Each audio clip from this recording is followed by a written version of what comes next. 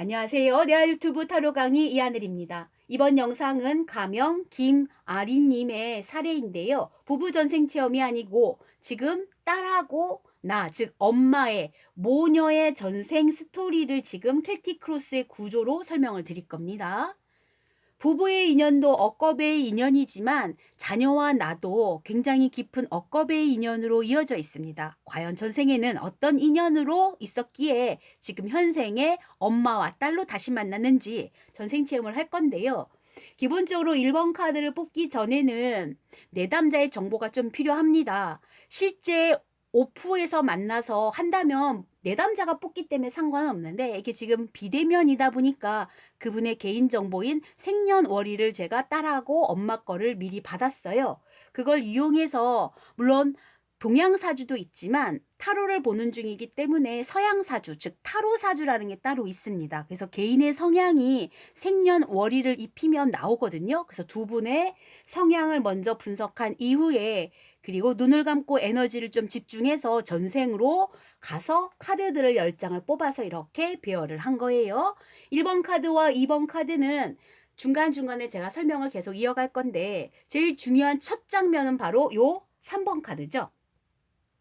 3번 카드는 전생에 있어서 둘 사이의 첫 만남, 시작점에 해당하는 상황들을 연출하는 장면인데요.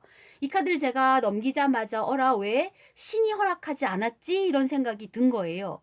그런데 이걸 조금 광범위하게 해석한다면 두 집안 어르신들, 윗대, 가문의 반대가 극심한 거죠. 축복과 자비가 윗대로부터 오지 못한 뒤집어진 카드이기 때문에 그렇죠. 그러니까 분명히 연인 관계였다면 로미오와 줄리엣입니다. 원수 집안, 극심한 집안의 반대가 있는 사이에 둘이 만난 거죠. 사랑을 키우게 돼서 잉태 카드로서 임신할 수도 있는 카드가 되는 거예요. 그런데 이 카드만 봐서는 2번하고 조금 매치가 안 돼요. 2번은 교황 카드로서 전통과 관습과 율례를 제너레이션의 개념 1세대, 2세대, 3세대 이렇게 내려오는 피해 대물림, DNA의 흐름, 유전적인 흐름이 있는 거거든요.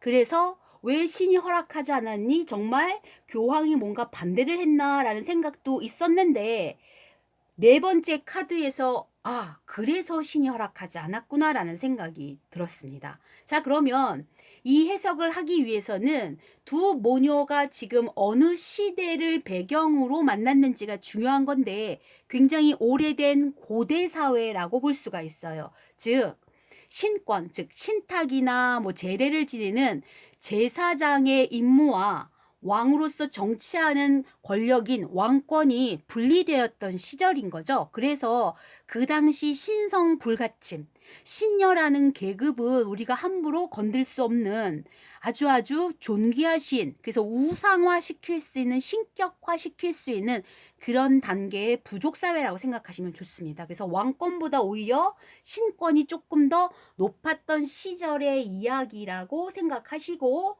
지금 접근해 볼게요. 자, 그러면 6카드의 의미가 이제 나옵니다. 네, 엄마는 지금 현생의 엄마는 신분이 뭐였냐면 바로 이런 신분이에요. 고위 여사제 신분.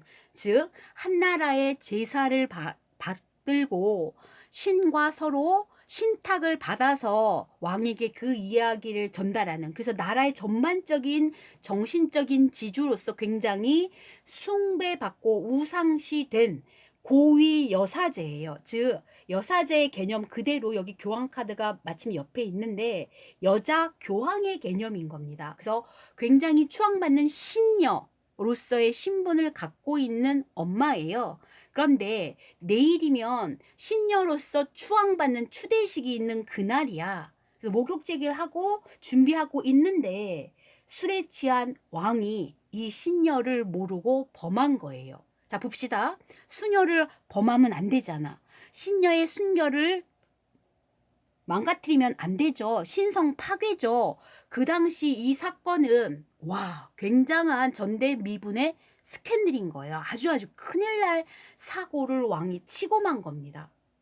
그런데 이 신녀를 그 사실을 알았으면 그냥 그 신녀를 죽였어도 돼. 그런데 함부로 이 신녀를 죽일 수가 없는 거야. 워낙 신권이 굉장히 높은 위치에 있던 시대고 이 여자가 내일이면 신녀로서 임명을 수여받는 날인데 그 대를 이을 만한 후배 신녀들도 없고 이 여자의 영특함이나 이 여자가 갖고 있는 모든 비범함이 너무너무 이 신성을 파괴했다고 얘기할 만한 수준으로 이 여자를 내칠 만한 수준이 안 됐던 거예요. 그래서 제사관은 밀약을 하게 되는 겁니다. 내일 신녀로서 너는 부임하는 게 옳다. 그러나 아이는 없애야 된다. 그런데 굳고 반대했겠죠. 아이를 지켜야 된다는 생각이 있었으니까 신녀로서 생명을 함부로 없앤다는 거는 있을 수 없는 일이거든. 그래서 밀약을 하게 돼요. 그래서 이 전대미문의 스캔들은 오로지 본인과 그리고 왕과 그리고 그 당시 가장 높았던 제사권을 갖고 있었던 제사장 이 세 명의 비밀로 함구하게 됩니다. 그래서 여기 지금 비밀의 두루마리를 돌돌돌 맞고 있잖아요. 그 사실을 숨기기로 한 거야. 왜 그러냐면 시족 사회에 금남의 집에서 신녀로서의 활동을 하고 있는 어떤 부족 사회가 있단 말이에요. 근데 그 부족 사회에 이 사실이 알려지면 타 부족들이 신권을 넘보겠지. 왜냐하면 가장 강력한 권위이기 때문에 다른 부족이 우리가 대신 신권을 행사하겠습니다 하고 이 부족 자체를 멸할 수도 있는 거야. 왜? 굉장히 중요한 임무를 갖고 있는 수녀의 신성이 파괴된 느낌인 거잖아요. 그리고 왕권도 마찬가지야. 지금 신권을 이렇게 파괴하면 안 되는 거에도 불구하고 지금 왕이 지금 범한 거잖아요. 그럼 이 사실이 알려지면 역시 타부족의 왕권을 노릴 만한 권력가들이 분명히 이 씨족을 몰살시키고 자신들이 왕족으로 올라설 거란 말이에요. 그런 부족 사회이기 때문에. 그래서 세 명은 비밀로 세 사람의 협약을 이뤄낸 겁니다. 아이가 태어났는데 딸이었다면 양녀로 입적시켜서 금남의 집에서 키웠을 수도 있었을 거예요. 그런데 여기는 여자들만 있는 공간이기 때문에 아들이 태어나면 안 됐는데 아들이 태어났어. 그런데 이미 엄마는 알았어. 이 아이가 아들이라는 걸. 왜? 영특하고 신적인 영험함이 있는 여자이기 때문에 알았겠죠. 그래서 이 아이가 탯줄이 잘리자마자 이 아이가 핏덩어리가 어디로 가겠구나라는 걸 직감했기 때문에 약속을 다시 받아냅니다.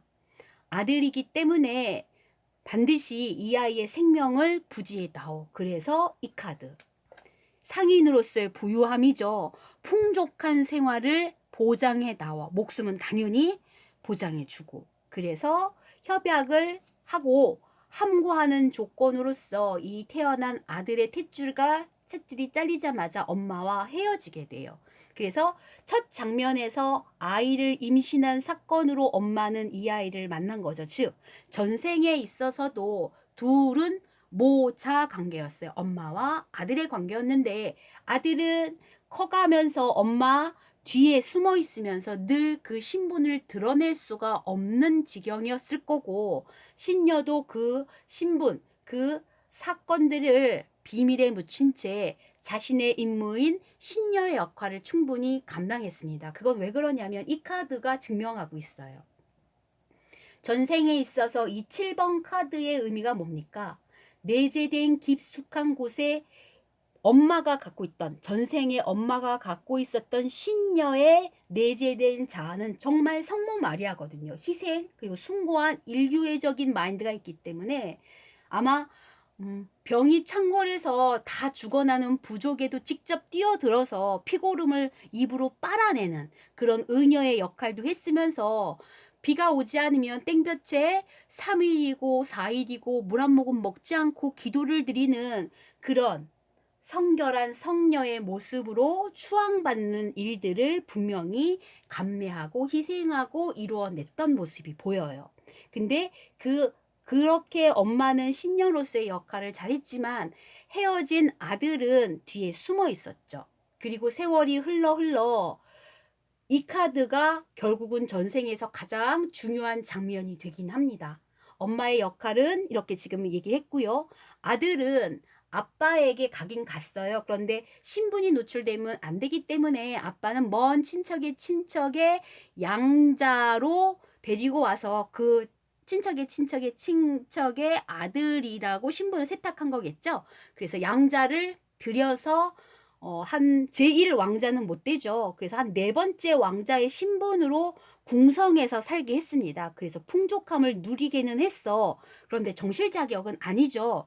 정실 부인은 얘를 굉장히 눈에 가시로 봤을 거야. 근데 얘는 특출한 미모도 특출했었고 아마 굉장히 비범한 아이였을 거예요. 근데 그게 사실상 표면상으로 어렸을 때 천재성이 드러난다면 위험한 거죠.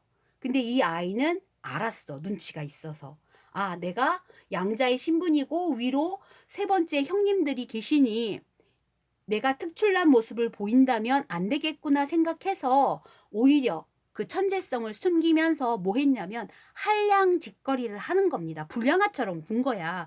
매일매일 공부하러 안 가고 무술 수업에도 빠지고 뭐 역사 씨가 무슨 공부하는 시간에도 다 빠지고 맨날 놀러 나가고 주색잡기에 빠지는 식으로 한량한 불량 학생의 모습으로 아들은 자신의 모습을 숨기고 지냈던 거예요. 그 장면이 굉장히 오랫동안 지속이 됩니다. 결혼도 안 했을 것 같아요. 만약에 처자식이 딸린다면, 사랑하는 사람이 생긴다면 책임의 무게를 져야 되고 후대, 아이들을 위해서 정권 싸움이든 뭐든 단단한 보장을 받기 위해 뭔가 노력을 했겠지. 한량짓을 못할 테니까. 근데 한량짓으로서 그냥 인생을 보낼 생각으로 그렇게 결혼도 안 하고 있었을 겁니다. 그럼에도 불구하고 계속 불량스럽게 이 여자 저 여자를 탐하면서 유흥가를 전전했을 것 같아요.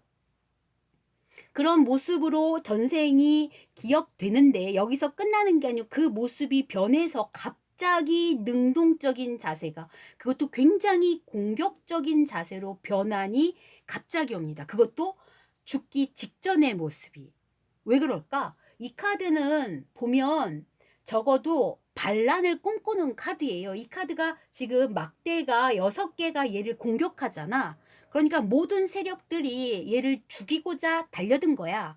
그러니까 얘는 이 나머지 6막대기랑 화해, 평화적인 조약들 절대 맺을 수가 없어. 이건 완전히 이데올로기 싸움이면서 흑과 백의 싸움이고 종교 싸움이라면 아마 커다란 집단 이념으로서의 종교 전쟁처럼 목숨을 내놓는 싸움이 될 겁니다.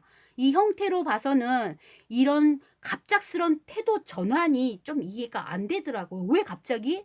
무슨 사건이 있어서 띵가띵가 한량처럼 놀고 먹기만 하던 그 왕자가 갑자기 이렇게 반란을 꾸밀 정도의 역정 모의를 그저 할 정도의 역모를 꾸밀 만큼의 공격성으로 갑자기 변환한 이유가 뭔지 너무 궁금했어요.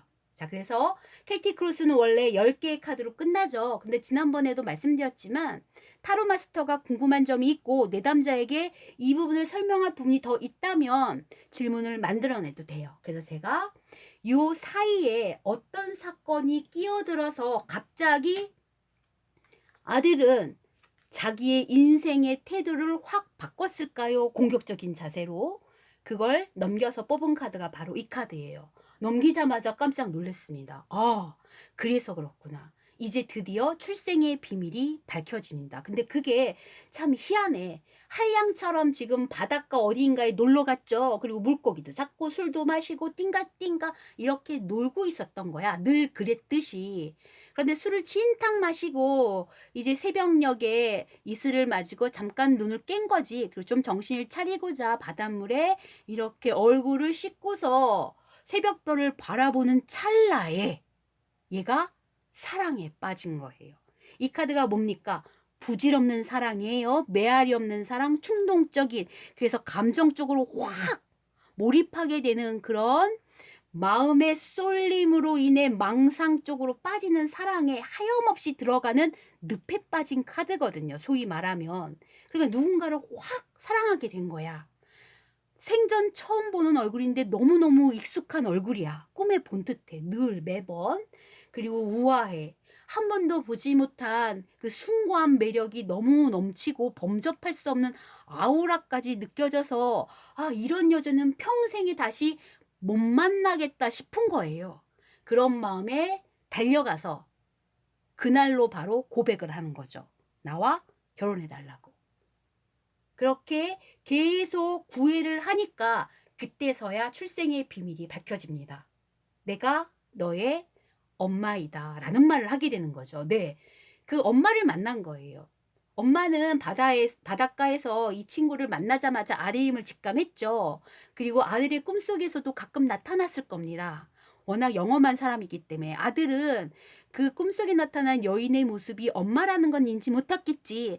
그리고 엄마를 보는 순간 피의 이끌림으로 확 끌렸겠지. 그러니까 이성적인 에로스적인 사랑이라고 본인은 생각했겠으나 사실은 뭡니까? 그쵸. 피의 끌림을 느꼈기 때문에 이 여자한테 확 사랑에 빠진 거예요. 처음 느낀 사랑이고 첫사랑이잖아. 엄마에 대한 모성애를 한 번도 경험하지 못한 친구라 거기에 확 꽂힌 거예요. 그래서 처음에 믿지 않았어. 거짓말하지 말아라.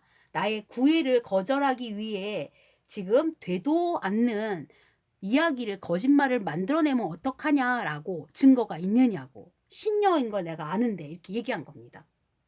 그래서 하는 수 없이 이야기를 하게 돼요. 비밀을 그제서야 밝힙니다. 그래서 너무 깜짝 놀라서 아빠한테 왕에게 달려가죠. 지금 한 여자를 만났고 그 여자가 신녀인데 그 여자가 나의 엄마가 맞습니까? 라고 물었는데 아빠는 잡아떼야죠. 왜? 비밀의 맹세를. 여기 있는 비밀의 맹세를 했잖아. 비밀을 누설하면 안 된다는 걸 알고 있기 때문에 딱 잡아뗐어요. 그래서 아들이 마지막 카드를 냈지. 그 여자하고 결혼하겠습니다. 그 여자를 탐하겠습니다. 그제서야 정신이 번쩍 들면서 안 된다 아들아. 정말 그 여자가 너의 엄마가 맞다라고 얘기를 한 거예요. 그리고 얘기를 합니다. 네 발목에 흉터 자국이 있을 거다. 그럼 발목에 어렸을 때부터 흉터 자국이 있었거든요. 발목 근처에. 그 여자의 발목에도 흉터 자국이 있다. 너도 보지 않았냐? 그래서 그제서야 수긍을 해요. 이건 우연이 아니구나. 네, 맞습니다. 어렸을 때 탯줄을 자르면서 이제 그 핏덩이를 다시는 못 볼 걸 알았거든요. 그래서 자신만의 표식으로서 이 신녀 엄마는 아들의 발목에 흉터를 남기고 본인 스스로도 본인의 발목에 흉터를 만든 거예요. 똑같은 모양으로. 나중에라도 이 아이를 알아보기 위해서. 그런 이야기를 주고 받았는데 그 비밀의 이야기를 누군가가 들었겠죠. 궁중에서는 내시든 무술이든 그 이야기꾼이 있었을 거예요. 그래서 정실 부인 귀에 그 이야기가 들어갑니다. 정실 부인은 얘의 천재성을 알았어요. 그런데 얘가 한량짓을 하는 걸 보면서 그냥 내버려 뒀거든. 근데 늘 눈엣 가시야. 1, 2, 3 왕자보다 비범하고 뛰어난 건 분명한데 그걸 감추고 있는 듯한 불안감을 늘 갖고는 있어서 이때다 싶었어요. 그리고 신녀로서 너무나 많은 사랑을 받고 있는 이 엄마죠. 말하자면 지금 현재 신녀에게도 굉장한 질투심이 있던 사람이었어요. 그래서 이 기회를 삼아서 둘 다 내칠 모략을 꾸미게 되는 거예요. 그래서 이 카드가 나옵니다. 이 사람이 이렇게 공격적인 자세를 취할 수밖에 없는 건 그 비밀을 정실 부인이 소문으로 만들어낸 건데 참 재밌게도 그 고대 시절에 가뭄이 5년 정도 계속되고 또 3개월 동안 비가 한 방울도 안 내린다면 누군가의 원망을 화살바지가 필요하잖아요. 그게 소문을 정실 부인이 만들어내서 신녀가 그 시절 부정한 일을 저질러서 그게 업으로 돼서 지금 5년째 흉년이고 3개월째 비가 오지 않습니다. 이런 이제 소문들을 퍼뜨린 거야. 그래서 웅성웅성해졌겠지. 그래서 장로회도 열렸을 거고 부족회의, 즉 시민들이 모두 다 참여하는 시민 재판이 벌어졌습니다. 사실을 밝히기를 원했는데 정실 부인이 정확한 증거를 갖고 오죠. 발목에 흉터요. 그 발목의 흉터를 통해서 신녀의 신성이 타락되어 있음을 고발하게 됩니다. 시민들은 우리 신녀님이 이런 소문을 하면서 갑자기 신녀에서 뭐가 된 겁니까? 악녀로 불리게 된 거예요. 그래서 그 둘을 죽여야 된다는 여론들이 형성돼서 왕은 죽여라 라는 명령을 할 수밖에 없었습니다. 그리고 아빠에 대한 존재를 자꾸 시민들이 묻고 정실부인도 묻었지만 끝끝내 둘은 아빠의 정체를 밝히진 않았어요. 비밀을 끝까지 그 부분은 지켰거든요. 그 비밀을 지키는 두 사람을 보면서 사형 명령을 내리게 됩니다. 그래서 처참한 죽음을 맞이하는 걸로 이 이야기가 마무리되고 있습니다. 자, 7번 카드 가볼게요. 7번 카드는 좀 전에 얘기했지만 엄마, 신녀의 전생의 자아의 깊숙한 곳에 내재된 기본 성격에 해당하는 건데, 네, 신녀의 이름 그대로 예수님 마인드죠. 네, 성모 마리아가 이 안에 들어있었습니다. 그래서 침을 뱉고 퇴퇴거리면서 그 죽음의 시신 위에 침들이 산같이 쌓였어도 나중에 이 시신을 수습하고 제단에 꽃을 바치는, 그리고 제단에 과일을 바치는 백성들이 많았을 겁니다. 그만큼 자신의 역할을 정말 성실하게 수행했던 희생의 아이콘, 순결하고 숭고한 인류애적 마인드를 가진 그런 모습의 전생의 엄마가 보입니다. 그리고 아이를 위해서도 자신의 모든 걸 내려놓은 사람이기도 하고요. 자, 그 다음 주변의 환경 볼게요. 주변의 환경, 네, 맞습니다. 이들의 운명처럼 늘 비밀에 가두은 채 어두운 밤을 향해 걸어가는 두 엄마와 아들의 모습이 보이죠. 네, 힘겨운 상황 속에서 이루어진 비극의 사연들이 이 주위 환경에 다 들어있는 카드입니다. 그 다음에 9번 카드 가보죠. 9번 카드는 전생에 있어서 모녀가 갖고 있었을 두려움 혹은 반대로 말하면 희망일 텐데 그 희망은 여기서 나와요. 네. 1번 카드가 부국 강병을 원하는 그런 카드죠. 부족 사회가 똘똘 뭉쳐서 정말 풍요로운 나라를 일궈서 그래서 대대손손 자사손손 왕족의 피, 신녀의 피를 이어받은 후세들이 이 부족들을 아주 발전시킬 수 있는 그런 계획들이 실현되기를 희망했을 거예요. 그런데 그게 뒤집어진 카드라 실현되지 못하고 그러지 못함에 대한 두려움으로 바뀐 거죠. 결국은 아들은 죽었고 신녀도 대를 끊긴 느낌으로써 전통이 완전히 다 파괴됐죠. 결국은 이 신녀의 시족사회는 신성의 더럽혀짐 때문에 완전히 몰락을 맞이할 수밖에 없었거든요. 그래서 대대손손 전통과 그리고 신녀로서의 직분을 권력을 쭉 유지하는 것에 대한 그걸 하지 못한 두려움, 그걸 지키지 못할까 하는 그 두려움이 이 카드에 다 드러나 있는 카드입니다.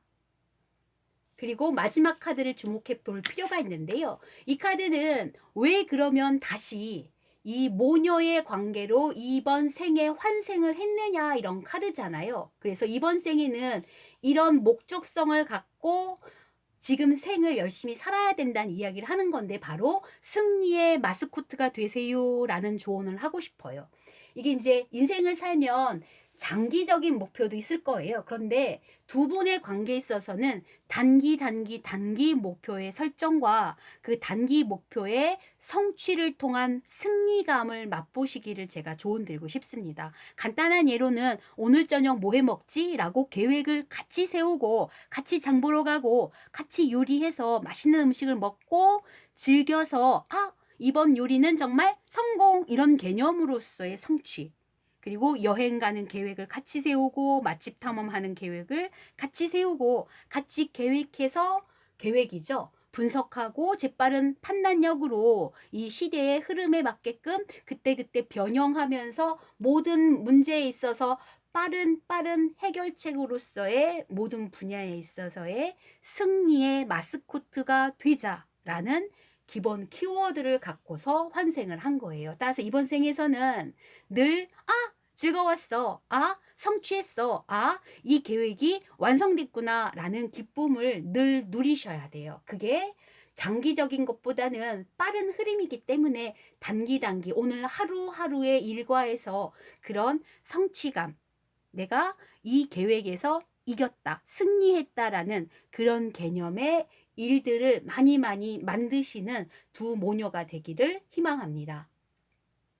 또 하나 제가 얘기하고 싶은 건 전생 체험은 왜 하는 거예요? 과거의 트라우마를 지우고 이번 생에서는 그 트라우마를 이겨내길 원하는 거잖아요. 그래서 첫 카드가 너무 강렬해서 다시 한번 말씀드립니다. 제가 첫 카드를 얘기했을 때 신이 허락하지 않았지? 왜? 이런 질문을 했었잖아요. 네. 그런데 이 질문에 대해서, 이 이야기에 대해서 트라우마를 절대 느껴서는 안 돼요. 제가 누누이 강조하지만 이 세상에 태어나는 모든 아이는 축복이에요. 신이 허락하지 않을 리가 없어요. 늘 강조하듯이 도깨비라는 드라마 속에서 삼신 할머니가 한 말을 제가 너무 좋아하는데, 삼신 할머니가 아이의 씨를 잉태시켜주는 역할을 하는 신이잖아요. 그 신은 늘 이렇게 말합니다. 내가 너를 점지했을 때 행복했다 라는 이야기를 합니다. 이 세상의 모든 아이는 축복입니다. 제가 울컥하지 않으려고 늘 조심하는 부분인데, 사랑받기 위해서 태어난 거고 사랑으로 태어난 거예요. 그래서 이 전생체험을 의뢰하시면서 저에게 아이의 생년월일, 본인의 생년월일을 알려주시면서 정말 저에게 힘이 되는 아이입니다 라는 말을 붙여주셨는데요. 네, 아이가 엄마에게 힘이 될 건 분명합니다. 그럼에도 불구하고 아이도 엄마에게서 힘을 받습니다. 왜냐하면 아이에게 엄마는 신이기 때문에 그래요.